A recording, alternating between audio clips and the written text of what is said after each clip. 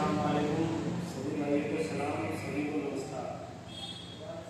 मैं आज एक ऐसा पैगाम लेकर आया हूँ आज 15 अगस्त का दिन, जो कि सभी को समझ लेना चाहिए।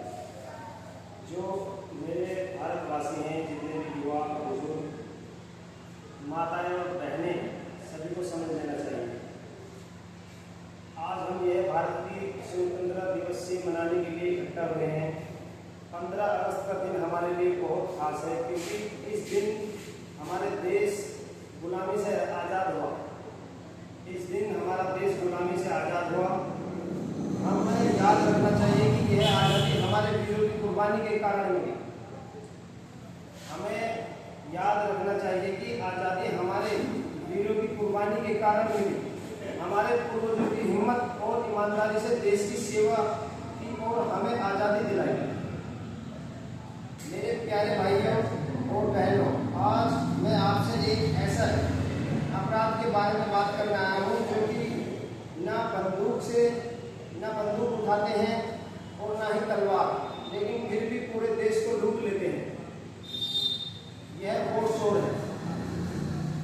वोट चोर वह है जो चुनाव में जनता की आवाज़, जनता का हक और लोकतंत्र की आत्मा को चुरा लेता है। यह वह जो पैसा, डर, धमकी या धांधले से वोट चुराकर कुर्सी पर बैठ जाते हैं। सोचिए जब हम एक वोट चुराया जाता है तो सिर्फ एक पर्ची नहीं गायब होती, बल्कि स्कूल, अस्पताल, सड़क और जनता का वोट से चुराया जाता है। हमारा एक वोट हमारे बच्चों की शिक्षा है, हमारे बुजुर्गों की दवा है, हमारी सुरक्षा है। इसलिए वोट चोरी से बड़ा कोई गुनहगार नहीं है।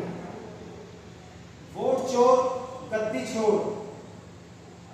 अगर हमें सच्चे लोकतंत्र चाहिए तो हमें सतर्क रहना होगा, सही उम्मीदवार चुनना होगा और वोट चोरी को हमेशा के लिए चुनाव से बाहर करना होगा। याद रखिए, जो हिंदुस्तान के चोर हैं, इनको हमें इस हिंदुस्तान से हटाना होगा।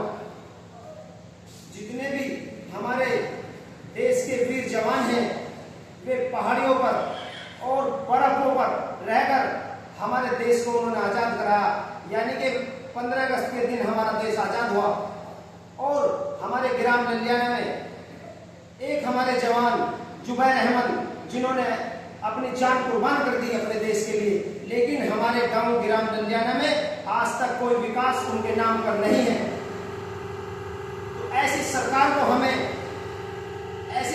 हमें यहाँ से खत्म कर देना चाहिए और हमारे जो युवा प्रधानमंत्री बनने के लायक हैं और शिक्षा ईमानदार सच्चे सिपाही हैं, वो राहुल गांधी हैं।